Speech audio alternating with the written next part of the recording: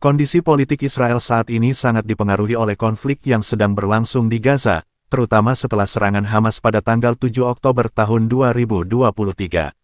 Pemerintahan Israel, yang dipimpin oleh Perdana Menteri Benjamin Netanyahu, membentuk koalisi darurat bersama partai oposisi untuk mengelola krisis ini.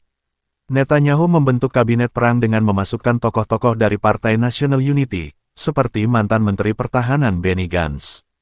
Kabinet ini bertanggung jawab atas strategi militer Israel terhadap Hamas, termasuk serangan darat dan udara di Gaza. Namun, kebijakan Netanyahu tidak bebas dari kritik. Di dalam kabinet perang sendiri, terdapat perbedaan pandangan terkait tujuan eliminasi Hamas, dengan beberapa pihak meragukan keberhasilan jangka panjang dari strategi militer yang diterapkan. Ada juga ketidakpuasan publik terkait penanganan krisis, khususnya terkait nasib sandera Israel yang masih ditahan oleh Hamas.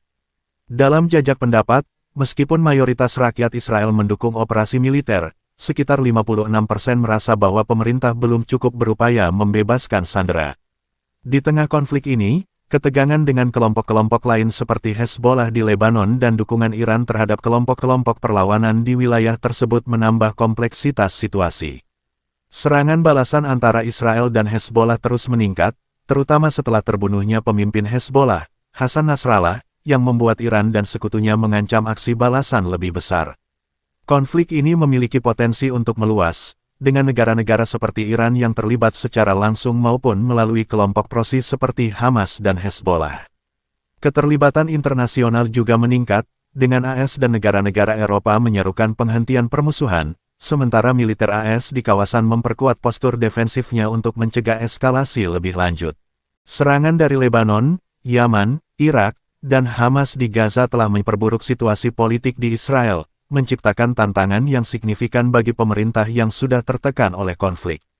Berikut adalah dampak dari serangan-serangan ini terhadap situasi politik di Israel. 1. Serangan dari Lebanon. Kelompok Hezbollah di Lebanon telah meningkatkan serangan roket ke Israel, terutama setelah terbunuhnya pemimpin Hezbollah, Hassan Nasrallah. Serangan ini menambah ketegangan di perbatasan utara Israel dan memaksa pemerintah Israel untuk mengerahkan sumber daya militer kedua front, Gaza di selatan dan Lebanon di utara. Hal ini menciptakan tekanan tambahan bagi kabinet perang Israel dan memperumit strategi pertahanan. 2. Serangan dari Yaman dan Irak.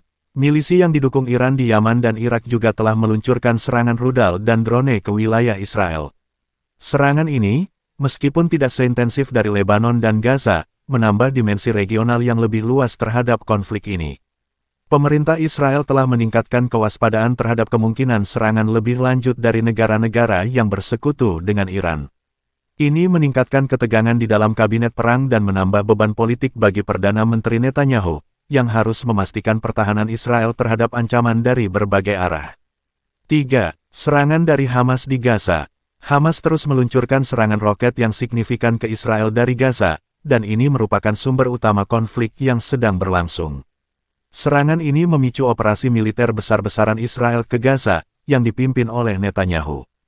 Meski mendapatkan dukungan dari sebagian besar publik Israel untuk melawan Hamas, tekanan politik domestik tetap ada, terutama terkait isu sandera dan penanganan krisis kemanusiaan di Gaza. Banyak warga Israel juga mempertanyakan efektivitas strategi jangka panjang untuk mengakhiri ancaman dari Hamas.